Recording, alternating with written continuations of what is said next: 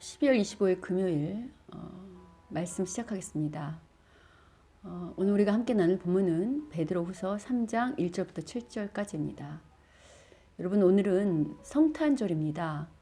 그래서 오늘은 말씀 묵상을 나누는 그런 설교가 아니라요, 성탄을 기념하는 예배 말씀으로 준비했습니다. 따라서 평소보다 설교 시간이 길어짐을 미리 말씀드립니다. 오늘은 이제 성탄 예배 말씀이라서 그렇습니다. 여러분, 베드로 후서라는 편지를 쓴 목적은 교회를 혼란케 하는 거짓 교사들의 가르침을 교정하기 위해서라고 했죠. 거짓 교사들은 예수님의 재림과 종말, 심판 등을 부인했습니다. 이런 측면에서 오늘 본문에서 베드로는요, 베드로 전서 이후 베드로 후서라는 두 번째 편지를 쓰는 목적을 오늘 본문 1절, 2절에서 말하고 있죠. 편지를 쓰는 목적을 말하는 1, 2절에서 공통적으로 강조하는 것이요, 바로 일깨워 생각나게 함과 기억나게 함입니다. 즉, 베드로가 이 편지를 쓰는 목적은 성도들로 하여금 생각나게 하고 기억나게 하기 위함이라는 것입니다. 그러면 뭘 생각나게 하고 뭘 기억나게 하기 위함인가? 라고 질문할 수 있겠죠. 베드로는 오늘 본문 1, 2절에서요, 이 두 번째 편지로 너희의 진실한 마음을 일깨워 생각나게 하여 거룩한 선지자들이 예언한 말씀과 주 대신 구주께서 너희의 사도들로 말미암아 명령하신 것을 기억하게 하려 하노라 라고 말하고 있습니다. 여기서 진실한 마음은 성령께서 주장하시는 마음으로, 또 거룩한 선지자들이 예언한 말씀은요, 구약의 선지자들의 말씀, 그러니까 전부 다 말하면 이제 구약 말씀으로, 또 주 대신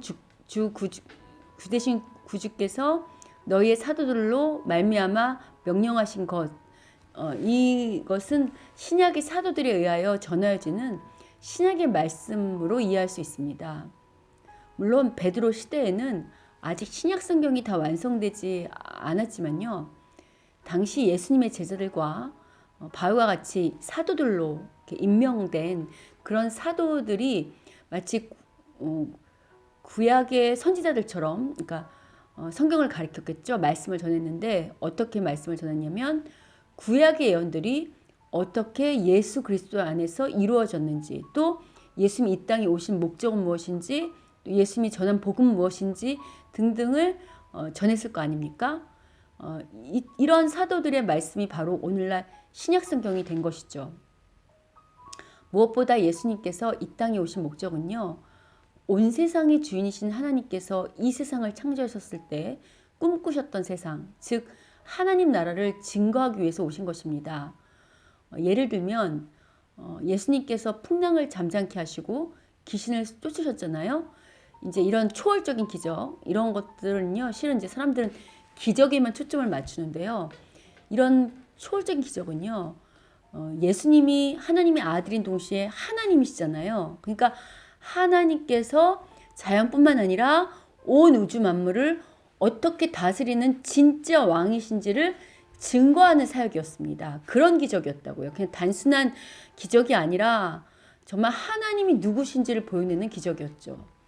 또 병자를 고치거나 굶주리는 자들을 먹이시는 기적들도요, 그냥 단순히 어떤 우리에게 뭘 주는, 복을 주는 그런 기적이 아니고요, 본래 세상이 타락하기 이전에 하나님께서 다스렸던 세상이 어떤 세상이었는지, 그런 세상은 아픈 자도 없고 굶주린 자도 없는 평강의 나라였음을 보여주는 사건이었습니다. 즉, 간단한 예로 제가 들었지만요, 예수님께서 이 땅에 오셔서 보이신 어떤 기적들, 사역들, 가르침들은 전부 다 하나님이 어떻게 우리의 왕이시고 또 어떻게 우리를 통치하시는지에 대한 하나님 나라에 관한 것이었습니다. 따라서 구원은 다른 말로 하면요, 이처럼 잃어버린 하나님 나라의 회복과 완성이라고 할 수 있습니다. 그런데 이 하나님 나라는 하나님 혼자만의 나라가 아니죠. 여러분, 나라가 있으려면 그 나라를 다스리는 왕도 있어야 되지만 그 왕의 통치를 받는 누구도 있어야 되죠. 예, 그 나라에 사는 백성도 있어야 됩니다. 즉 비록 주인은 하나님이시지만, 그러니까 왕은 하나님이시지만 그 하나님 나라 백성, 즉 하나님 나라의 시민이 어떤 가치관과 어떤 생각으로 사느냐가 그 하나님 나라가 어떤 하나님 나라가 되는지와 연결되어 있잖아요. 요즘과 같은 코로나 시대에 한국의 K-방역이 주목받는 이유도 정부만 잘해서가 아니잖아요. 마스크 착용이라든가 거리두기라든가 혹은 정부에 시행하는 어떤 그런 여러 가지 정부의 시책에 참여하는 우리나라 국민의 참여의식 또 시민의식의 수준이 높기 때문에 우리가 지금 칭찬받는 거잖아요. 그래서 제가 며칠 전에 우리가 예수님을 믿는 이유는 단지 나의 손을 이루기 위함이 아니라 하나님의 성품에 참여할 만큼 하나님의 다스림을 받으며 진리와 공의의 정의에 서 있는 그러한 예수님 닮은 사람이 되는 것이 목적이라고 했었잖아요. 그러니까 우리가 그런 사람이 되어야 하나님 나라가 진짜 이루어지는 거죠. 하나님인 동시에 사람으로 이 땅에 오신 예수님은요, 바로 하나님께서 어떻게 이 세상과 사람을 다스리는지, 동시에 사람이 어떻게 하나님을 섬기며 사람과 만물을 섬겨야 하는지에 대해 친히 본을 보여주신 거죠. 즉, 온 세상의 참된 주인이신 하나님이 세상을 다스리심과 또 하나님 나라의 시민으로 그 시민되는 그 하나님 백성들이 어떤 가치관과 어떤 삶을 살아야 되는지에 대한 본을 친히 보여주신 것입니다. 따라서 이 땅에 오신 예수님의 사역을 기록하고 있는 이 성경의 말씀들은요, 이런 이해를 가지고 읽고 묵상해야 바로 이해할 수 있고 바로 깨달을 수 있습니다. 예수님을 오심으로 아직 눈에 보이진 않지만요, 이미 하나님 나라가 이 땅에 왔습니다. 그리고 예수님은 하나님의 구원 계획이 다 끝나는 그날에 정말 보이는 온전한 하나님 나라와 함께 다시 이 땅에 오실 것을 약속하시고 승천하셨습니다. 그래서 요한계시록이 말하는 새하늘과 새 땅이 바로 예수님께서 다시 오실 때 임하는 전 우주적인 하나님 나라를 말하는 것이고요. 그럴 때 온전한 그때 하나님 나라가 오면요, 이 땅에 오신 예수님께서 맛보기로만 보여주셨던 그 눈물도 없고 슬픔도 없고 양육강식도 없던 그런 진짜 하나님 나라가요, 영원히 함께 하나님과 행복하게 사는, 영원히 사는 그 복된 하나님 나라가 실제로 이 땅에 올 것임을 계시록은 계속 말하고 있죠. 아울러 요한계시록을 비롯하여 여러 신학의 성경들은요, 마지막 날에 하나님을 부인한 자들, 또 경건하지 못한 자들에 대한 심판과 멸망을 분명히 말하고 있습니다. 즉 참된 하나님의 백성은 영생을 누리며 하나님과 함께 살지만요, 그렇지 못한 자들은 심판이 있다고 성경은 분명히 계속 말하고 있는 거죠. 이런 내용이 구약의 선지자들과 신약의 사도들이 전한 말씀이고, 우리가 가지고 있는 이 성경이 전하는 복음이고, 그 성경이 전하는 하나님 나라에 대한 이야기죠. 제가 이런 이야기들을 성경을 통해 우리 성도님들에게 계속 가르쳐 왔던 것처럼요, 또 그 말씀을 계속 전파했던 것처럼요, 베드로 후서의 편지를 받는 당시 성도들 역시 당시의 사도들과 또 구약 성경을 통해서 이런 진리들을 읽고 듣고 배웠을 것입니다. 그리고 예수님의 재림을, 또 예수님이 오셨을 때 다시 오실 그 하나님 나라를 손꼽아 기다렸겠죠. 그런데 예수님과 동시에 살았던 그 베드로 후서를 읽는 그 당시 사람들은요, 다시 오신다고 약속하셨던 예수님의 재림이 곧 이루어질 것이라고 생각했죠. 그러나 예수님의 재림은 지연되고 또 눈에 보이는 세상에서는 그리스도인들에 대한 핍박이 점점 심해지자 자신들이 듣고 믿고 소망했던 하나님의 나라에 대한 신앙이 흔들렸을 것입니다. 그때나 지금이나 타락한 세상은 부자나 유력 인사가 되는 것이 사람이 사는 목적이요 성공한 인생인 것처럼 사람들을 속이고 있죠. 더군다나 여러 핍박과 환란이 거세지면요, 예수를 믿는 사람들도 과연 하나님 나라가 있는가? 과연 오늘 이 땅에 하나님 나라가 존재하는 건 맞는가? 미래에 하나님 나라가 올 것인가? 라는 회에 빠질 수 있죠. 이는 오늘날 우리도 동일하게 겪는 문제 아닙니까? 게다가 안 믿는 사람들이 더 성공한 인생을 사는 것처럼 보일 때 성도들은 더욱더 신앙의 회의에 빠질 수 있습니다. 바로 이때 거짓 교사들까지 침투하여 종말과 심판과 재림과 그런 진짜 존재하는 미래에 올 하나님 나라를 부인하며 지금 보이는 세상이 전부라고 가르치니 성도들은 혼란스러웠을 것입니다. 이런 상황에서 베드로는 성도들에게 그동안 배웠던 하나님 나라에 대한 예언과 말씀들을 다시 생각하고 기억하라고 권면하는 거죠.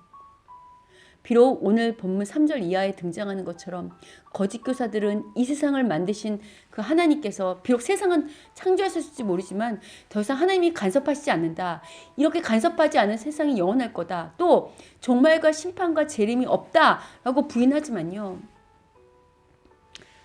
베드로는 성경에 기록된 대로 하나님의 심판과 멸망이 있을 것임을 오늘 본문 마지막에서 강조하고 있는 거잖아요. 하나님께서 구약의 선지자를 통해서 예언하시고 약속하셨던 메시아이신 예수님이 실제 역사 가운데 오셨고 또 그 약속하신 대로 하나님 나라가 임하는 것을 보여내셨다면요. 그러니까 그런 예언이 다 성취되었다면요. 이제 신약의 사도들과 말씀을 통해 아니 예수님이 예언하시는 그런 종말의 심판과 멸망이 반드시 있을 것이라고 오늘 본문 베드로가 7절에서 말하고 있는 것입니다. 아멘이죠. 그래서 여러분 오늘은요 예수님의 오심을 기념하는 성탄절이잖아요. 우린 매년 12월 25일을 예수님께서 태어나신 일로 기념하면서 이렇게 예배를 드리죠. 그런데 실은 성경은 예수님께서 태어나신 날짜를 정확하게 말하지 않습니다. 솔직히 언제 예수님이 태어나셨는지 우리가 알 수 없습니다. 왜냐하면 성경의 관심은요. 예수님께서 태어나신 날짜에 있지 않고요. 예수님이 왜 이 땅에 오셨는지 예수님이 오신 목적에 관심이 있기 때문입니다. 그럼 왜 우리가 지금 성탄절을 12월 25일로 예배를 하게 되었는가? 이 날을 기념하게 되었는가? 라고 질문하실 수 있겠죠. 이거는 오늘 시간 관계상 제가 말씀드릴 수 없고요. 이번 주일날 제가 말씀드리겠습니다. 이번 주일 설교할 때. 그러니까 이게 궁금하신 분들은 이번 주일 설교를 꼭 들으시면 되겠죠. 여하튼 성탄절이 그러니까 성경이 예수님이 태어난 날짜에 관심 있지 않고 예수의 오심에 목적이 있다고 한다면 이런 의미에서요. 성탄절은 예수님의 탄생을 축하하고 기념하기 앞서 예수님께서 이 땅에 오신 목적을 기억하고 기념하는 날이 되어야 합니다. 예수님이 이 땅에 왜 오셨는가? 그것을 잘 묵상하고 그것을 기념하는 게 더 중요하다는 거죠. 그게 성탄절 예배의 주요 목적이 되어야 된다는 거죠. 무엇보다 예수님이 이 땅에 오신 목적은 바로 우리 때문입니다. 우리에게 하나님 나라를 가져다 주실 뿐만 아니라 우리가 하나님 나라 가운데 사는 백성이 되게 하시기 위해서 이 땅에 오신 거죠. 비록 아직은 완성된 하나님 나라가 오지 않아서 그 하나님 나라가 눈에 보이진 않지만요. 앞서 언급한 것처럼 예수님이 오심으로 이미 하나님 나라가 이 땅에 왔습니다. 그럼 내가 사는 이 세상에 보이지 않는 하나님 나라가 어떻게 왔는가? 또 내가 어떻게 그 하나님 나라 가운데 사는지 안 사는지를 어떻게 알 수 있는가? 라고 질문할 수 있죠. 내가 오늘 하나님 나라에 거하는지 아니하는지, 내가 하나님 나라에 살고 있는지 아니한지는요. 오늘 아니 바로 매 순간 내가 누구의 통치를 받고 있는가를 생각해 보면 알 수 있습니다. 내가 하나님 말씀에 따라 하나님께서 명령하시는 대로 비록 힘들고 어려워도 하나님의 원리와 원칙에 따라 그 하나님의 통치를 받으면서 하나님의 다스림을 받으며 살려고 애쓰고 힘쓴다면요. 내가 바로 하나님 나라에 살고 있다는 증거입니다. 계속 언급한 것처럼요. 우리가 살고 있는 신약시대는 예수님이 핍박받으신 것처럼요. 신실한 그리스도인들의 삶이 그리 녹록하지 않은 것이 현실입니다. 그게 어떻게 보면 정상입니다. 그래서 베드로후서의 편지를 받는 성도들이 아주 심한 박해에 시달렸던 것처럼요. 오늘날도 내 죄 때문에 말고요. 내 죄 때문에 겪는 환난과 어려움 말고요. 내가 정말 신실하게 하나님 백성으로 살려고 힘쓰고 애쓰는 그런 어떤 경건한 삶을 살려고 포기하는 것, 손해배야 하는 것, 이런 삶을 산다고 한다면요. 때로는 그렇게 예수님 때문에 경건한 삶을 살기 위해서 비난을 받기도 하고 조롱을 받기도 하고 핍박이 있기도 하지만요. 그런데 여러분, 그게 내 죄 때문이 아니라 정말 예수님 때문에 나를 통치하시는 하나님과 나를 통해서 그 하나님을 나타내고 그 하나님을 증거하기 때문에 그런 핍박과 조롱이 있다면 여러분 할렐루야 하십시오. 비록 타락한 세상은 나를 비웃을지 모르지만요. 내가 정말 하나님 나라 때문에 손해하고 포기하고 힘쓰고 애쓰고 살잖아요. 그럼 우리와 함께 하신 하나님께서 우리가 그렇게 살려고 하는 그 순간마다 저 지금 슛 골인 하시면서 높은 점수를 매기고 계십니다. 그리고 그렇게 높은 점수를 매기는 신실한 성도들은 반드시 하나님께서 그 점수대로 상 주시고 복 주시는 하나님인 것을 기억하십시오. 목사님, 이 땅에서 안 주시고 저 미래의 하나님 나라에서만 주시는 거 아닌가요? 라고 볼멘 소리를 하시는 성도님들도 계실 텐데요. 그렇지 않습니다. 분명 이 땅에서도 가장 좋은 것으로 하나님의 때에 주십니다. 물론 그 가장 좋은 것이 우리 기대와 달라서 그렇죠. 우리 기대랑 달라서 우리가 잘 못 보고 못 느끼는 것 뿐이죠. 정말 하나님은 우리에게 가장 좋은 것으로 꼭 주시는 하나님이십니다. 성탄절을 맞아 우리 역시 오늘 베드로의 권면처럼 잊었던 하나님의 은혜 혹은 잊었던 내게 힘과 소망을 주는 하나님의 말씀을 다시 기억하는 오늘이 되면 어떨까 싶습니다. 또 코로나 때문에 외출과 모임이 어려운 이때예요.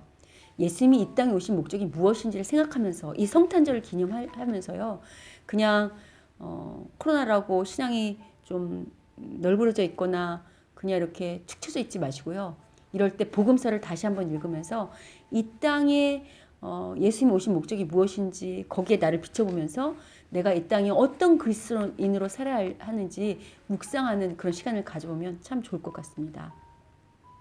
한 걸음 더 나아가 예수님께서 이 땅에 오신 목적은 나만 하나님 나라 백성이 되어 잘 살라고 오신 거 아니라는 거 아시죠? 나로 인해 내가 만나는 모든 사람들까지 하나님 나라로 초대하는 자들이 되라고 우리에게 하나님 나라를 주신 것입니다. 부디 성탄절을 맞아 예수님이 오신 목적을 다시 기억하고 묵상함으로 베드로 후서의 성도들처럼 흔들렸던 신앙을 바로잡고 다시 세워서요. 정말 하나님 보시기에 부끄럽지 않은 그런 수준이 아니라 하나님 앞에 슛 골인 하고 하나님께서 박수 받고 응원받는 그래서 상물 받는 그런 하나님 나라의 시민으로 다시 서는 우리 모두가 되시기를 주님의 이름으로 축원합니다.